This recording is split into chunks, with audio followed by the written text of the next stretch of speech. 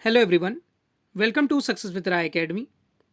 आज है 17 मार्च 2021 और आज के हम द इंडियन एक्सप्रेस के एडिटोरियल पेज को डिस्कस करेंगे। इसके साथ ही आइडिया पेज को भी देखेंगे, जो हमारे लिए इंपॉर्टेंट आर्टिकल हो सकते हैं, उन सबको हम डिस्कस करेंगे। तो सबसे पहले हम एडिटोरियल पेज से स्टार्ट करते हैं। सबसे पहला आर्टिकल है लेफ्टिनेंट गवर्नमेंट। तो इसमें जो पहला जो आर्टिकल है, इसमें ये बताया गया है कि किस तरीके से केंद्र सरकार ने अभी एक विधेयक लोकसभा में पेश किया है, जिसमें जो लेफ्टिनेंट गवर्नर हैं दिल्ली के जो होते हैं, उनकी शक्तियों को बढ़ाया जाएगा, यानी कि उनके निर्णय लेने की जो शक्तियां हैं उनको बढ़ाया जाएगा।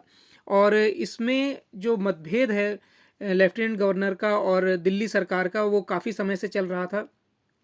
जो वर्तमान में अनिल बैजल हैं, तो इन सब में जो पक्ष है वो केंद्र सरकार अपना पक्ष ज़्यादा मजबूत करना चाहता है, इसलिए वो उपराज्यपाल को ज़्यादा शक्तियाँ देना चाहता है। हालांकि इसमें काफ़ी मतभेद होते रहे हैं दोनों पक्षों में, और इसमें अब जो निर्णय आएगा उसको अगर वो पास हो जाता है तो उसमें जो उपराज्यपाल हैं दिल्ली के, उनकी शक्तियाँ ज़्यादा हो जाएंगी। उसके बाद जो हमारा आर्टिकल है वो democracy theirs and ours. Democracy जो भारत की सबसे बड़ी लोकतंत्र है, उसमें किस तरीके के उतार चढ़ाव आते हैं, किस तरीके की परेशानियां आती हैं और किस तरीके से ये मजबूत लोकतंत्र पेश होता है दुनिया के सामने, इस आर्टिकल में बताया गया है। हालांकि अभी ब्रिटेन की जो संसद है उसमें कृषि कानून को लेकर एक विधेयक लाया गया था, आप कह सकते हैं, उस पर चर्चा की गई थी। उस पर भारत ने अपनी कड़ी प्रतिक्रिया व्यक्त कराई थी कि ये हमारा आंतरिक मामला है और ब्रिटेन हो या कोई भी देश हो, उसको इसमें बोलने का कोई हक नहीं है। फिलहाल में जो वहाँ के प्रधानमंत्री हैं बोरिस जॉनसन, उन्होंने भी माना कि वो सबसे बड़े लोकतंत्र भारत को मानते हैं, और अप्रैल में उन्होंने खुद अपने स्टेटमेंट में बोला कि वो अप्रैल में विश्व के सबसे बड़े लोकतंत्र की यात्रा पर जाएंगे, यानी वो अप्रैल में भारत आएंगे। इसके बाद जो आर्टिकल है हमारा, वो है प्राइस टू पे। किस तरीके से मुद्रास्फीति, मॉनेटरी पॉलिसी जो है वो आगे बढ़ रही है, अर्थव्यवस्था अब जो कोरोना काल से पहले जो ग्रोथ रेट थी उसको फिर से हासिल कर रही है। पेट्रोलियम हो या फिर डीजल हो, वो फिर से उतनी ही खपत हो रही है जितनी कोरोना काल से पहले थी। इन सभी पर आर्टिकल लिखा गया है। WPI यानी, और इन सब पर क्या प्रभाव पड़ रहा है, कितना बढ़ा है या घटा है, ये सब इस आर्टिकल में बताया गया है। इस आर्टिकल को भी हम डिस्कस करेंगे। चौथा आर्टिकल है हमारा द हिडन पेंडेमिक। जो सिंगल यूज़ प्लास्टिक होती है वो हमारे पर्यावरण के लिए किस तरीके से नुकसानदेह है, वो इस आर्टिकल में बताया गया है, और किस तरीके से उसको रोका जाए, उसका ऑप्शंस क्या हो सकते हैं, इन सब पर ये लिखा गया आर्टिकल। हालांकि ये आर्टिकल हमारे लिए इम्पॉर्टेंट नहीं है। अब आइडिया पेज पर आते हैं। आइडिया पेज पर पहला आर्टिकल है कि बिलीवर्स अगेंस्ट हेट। देखिए, भारत कई धर्मों में बटा हुआ देश है, और ये भारत ही नहीं, उसके पड़ोसी देश ही नहीं, विश्व मानता है। तो संयुक्त राष्ट्र ने भी इस पर एक वक्तव्य दिया है कि भारत विविधताओं से परिपूर्ण देश है, तो इसमें जो उनके आंतरिक मामले हैं उसमें किसी प्रकार का हस्तक्षेप नहीं होना चाहिए। हालांकि मैं ये चाहूँगा कि इस आर्टिकल को आप देख लें, तो अगर आप चाहें तो इसका स्क्रीनशॉट लेकर इस आर्टिकल को देख सकते हैं। और ये आर्टिकल हमारे बिल्कुल काम का नहीं है, क्योंकि ये पॉलिटिकल आर्टिकल है, और उसके बाद ये भी आर्टिकल हम डिस्कस नहीं करेंगे। तो हम आज सिर्फ दो आर्टिकल डिस्कस करेंगे। एक दिल्ली गवर्नमेंट जो उपराज्यपाल से रिलेटेड फैसला है उस पर, और जो मॉनेटरी पॉलिसी है उस पर, कि किस तरीके से रेपो रेट को बढ़ाया जाए। तो पहले आर्टिकल से शुरू करते हैं।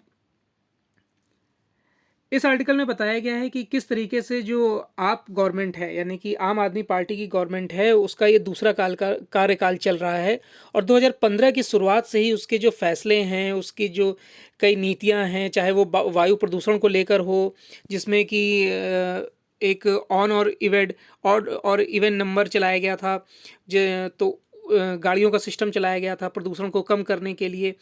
ऐसे कई प्रावधान हैं जिस पर दिल्ली सरकार और वहाँ के उपराज्यपाल के बीच मतभेद उभर कर सामने आए थे।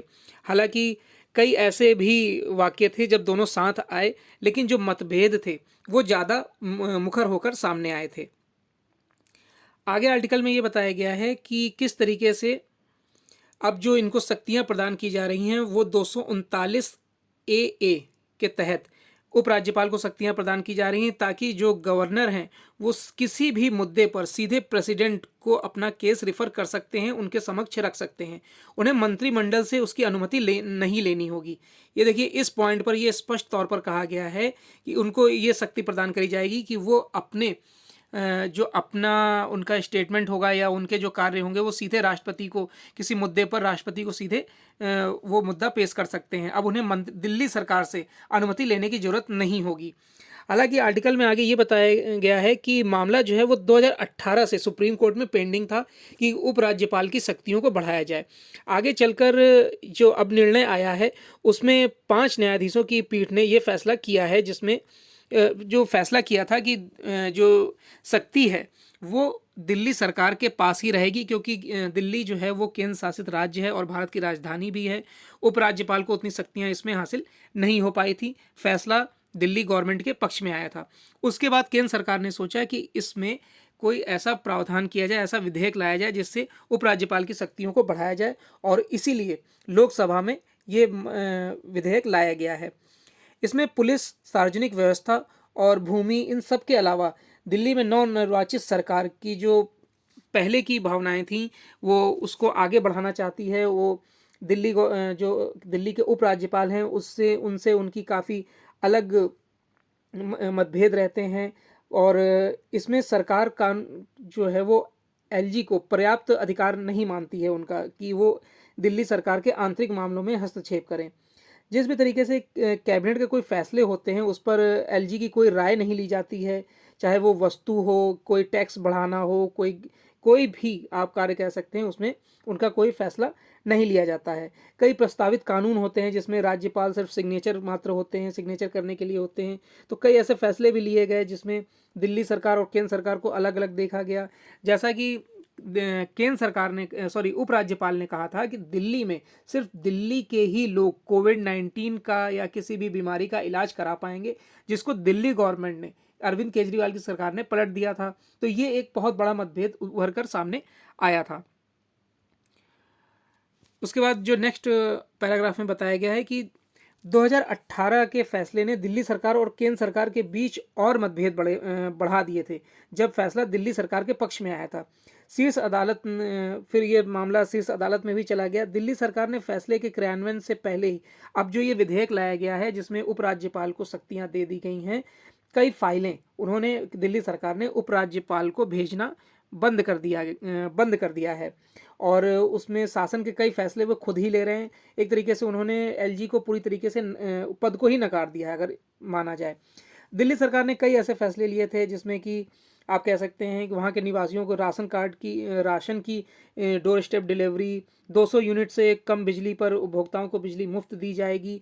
दिल्ली सरकार ने कोविड-19 महामारी के दौरान मुफ्त इलाज की भी घोषणा करी थी, जांच की इलाज कम से कम पैसे में इलाज की घोषणा करी थी। सरकारी अस्पतालों में मुफ्त चेकअप कराया जा रहा था, टेस्टिंग कराई जा रही थी कोविड-19 की। तो ये कुछ ऐसे फैसले थे जिससे केजरीवाल और जो एलजी थे वो आपस में उनके जो विचार थे वो मेल नहीं खा रहे थे। तो ये कई ऐसे विवाद थे जो सामने आ रहे थे। फिर बताया गया है कि अब कई ऐसे प्रपोजल थे जिसमें राजनीतिक द्वेष के चलते भी ना वो पारित हो पा रहे थे, ना जनता उसका लाभ उठा पा रही थी। अब चुनी हुई जो राज्य सरकार और केंद्र सरकार की ओर से मनोनीत उपराज्यपाल की शक्तियों को लेकर जो केजरीवाल सरकार और केंद्र सरकार के बीच अरसे से टकराव चल रहा है। लंबी कानूनी लड़ाई के बाद अंततः सुप्रीम कोर्ट ने दोनों के क्षेत्राधिकार को स्पष्ट करने की इसमें काफ़ी कोशिश करी है, काफ़ी बताया है, और ये भी सुनिश्चित किया है कि एलजी की शक्तियां उनकी रहेंगी और मुख्यमंत्री की शक्तियों को किसी प्रकार से इसमें डिस्टर्ब नहीं किया जाएगा।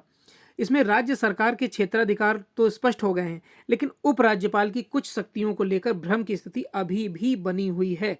केंद्र का कहना है कि इस संशोधन विधेयक का उद्देश्य उपराज्यपाल की शक्तियों को स्पष्ट करना है। वहीं केजरीवाल सरकार इस संशोधन विधेयक का विरोध कर रही है। तो केजरीवाल सरकार कभी नहीं चाहेगी कि उपराज्यपाल को ज़्यादा शक्तियां दी जाएं। ऐसे में उन्हें कई फैसले लेने में दिक्कत होगी जो उनके पक्ष में होते हैं या नहीं होते हैं। वो शुरू से ही उपराज्यपाल को एक सिग्नेचर मात्र मानते थे आप, और कई फैसले उनके खिलाफ भी लेते थे। तो अब आने वाले समय में निर्णय तो आ ही गया है, और कौन से ऐसे मतभेद उभर कर आएंगे वो आगे आने वाले समय में पता चलेगा। नेक्स्ट आर्टिकल में आते हैं, प्राइस टू पे। देखिए ये जो आर्टिकल है वो बेसिकली आप कह सकते हैं इकोनॉमी से रिलेटेड है पूरी तरीके से, और इसमें जीडीपी और डब्ल्यूपीआई यानी कि होलसेल प्राइस इंडेक्स किस तरीके से प्रभावित हो रहा, पहले कितना था अब कितना है, इन सब के बारे में इसमें बताया गया है। आर्टिकल में बताया गया कि भारतीय अर्थव्यवस्था जो एक भंवर जाल में फंसी हुई थी, अब वो उससे धीरे धीरे बाहर दिख रही है। जिस तरीके से सोमवार को जो आंकड़े जारी किए गए हैं और पिछले सप्ताह जारी किए गए थे खुदरा कीमतों को लेकर, उसमें काफ़ी बड़ा अब बदलाव देखने को मिल रहा है, बल्कि एक अधिक आप कह सकते हैं कि काफ़ी अच्छी ग्रोथ देखने को मिल रही है जैसी कोरोना काल से पहले चल रही थी। इसमें आपको कई मूल्य वृद्धि और इसके आगे के भी संकेत देखने को मिले हैं। इसमें खुदरा के साथ फरवरी में थोक कीमतों में भी बढ़ोतरी दर्ज की गई है। फरवरी की थोक महंगाई दर 4.17% के स्तर पर पहुंच गई है। जनवरी में यह दर 2.0% थी, यानी कि आप कह सकते हैं कि जो ग्रोथ रेट जनवरी में 2.03 थी 2.03 थी, अब वो बढ़कर 4.2 हो गई है। देखिए यहाँ पर लिखा गया है, तो ये एक अच्छा ग्रोथ माना जा सकता है इंडियन इकोनॉमी के लिए। इससे पहले नवंबर 2018 में थोक महंगाई दर 4.47% थी। अगर हम वही नवंबर 2020 की बात करें तो ये 4.4% थी। मुख्य रूप से देखा जाए तो प्याज, दाल, दूध, फल, पेट्रोल, एलपीजी जैसी वस्तुओं की थोक कीमतों में इजाफा इसमें रहा है इस बार। शुक्रवार को जो जारी फरवरी की खुदरा महंगाई दर भी बढ़कर 5.03% के स्तर पर पहुंच गई है। अब इसमें जो बताया गया है, जो आर्टिकल है इसमें ये बताया गया है कि महंगाई दर बढ़ने से सरकार के विकास कार्यक्रमों को झटका लग सकता है। ये जाहिर सी बात है, जब चीज़ें जो महंगाई दर बढ़ेगी तो लोगों की खरीदने की जो शक्ति है वो कम होगी, तो उससे महंगाई और विकास दोनों पर असर पड़ेगा। पिछले महीने जो मौद्रिक नीति में महंगाई दरों को तय सीमा में मानते हुए आरबीआई ने नीतिगत दरों में कोई बदलाव नहीं किया। उन्होंने ना रेपो रेट बदला, रिवर्स रेपो रेट, कुछ भी कोई चेंजमेंट नहीं किया है। फरवरी की थोक महंगाई दर में बढ़ोतरी की मुख्यतः वजह जो है वो खाद्य वस्तुओं की कीमतों में बढ़ोतरी के साथ पेट्रोल और एलपीजी के दाम में वृद्धि है। वाणिज्य व उद्योग मंत्रालय के आंकड़ों के मुताबिक अगर हम इस आर्टिकल को देखें तो इस साल फरवरी में प्याज के थोक भाव में पिछले साल की समान अवधि के मुकाबले 31.28% की जो बढ़ोतरी हुई है, और फल आदि में भी हुई है। दाल में 10.25 की, दूध के दाम में 3.21 की, ये कुछ ऐसी बढ़ोतरियां हुई हैं जो वाकई में कीमतों को बढ़ाता है। एलपीजी में जो थोक दाम में फरवरी में 0.50% की जो, और पेट्रोल के दाम में 0.83% का इजाफा रहा। आर्टिकल में आगे ये बताया गया है कि जो ग्लोबल और डोमेस्टिक दोनों की जो मांग है वो काफ़ी तेज़ी से बढ़ रही है। इसीलिए जो और पेट्रोल की जो कीमत थी वो 54.79 प्रति बैरल थी, वो अब जो जनवरी में इतनी थी वो फरवरी में बढ़कर $61.22 प्रति बैरल हो गई है। आगे आने वाले समय में अगर इस तरीके से ग्रोथ रेट यानी कि महंगाई दर बढ़ती रही तो विकास दर जाहिर सी बात है इस पर प्रभावित होगा और लोगों की क्रय शक्ति कम होगी, इकोनॉमी पे इसका प्रभाव पड़ेगा, इकोनॉमी को रिकवरी में और समय लगेगा। जिस तरीके से रिकवरी हो रही है वो रिकवरी नहीं हो पाएगी। तो ये आज के 2 आर्टिकल थे। आई होप आपको वीडियो अच्छा लगा होगा। अगर आपको वीडियो अच्छा लगा हो तो लाइक और शेयर कर दीजिएगा। वीडियो देखने के लिए धन्यवाद।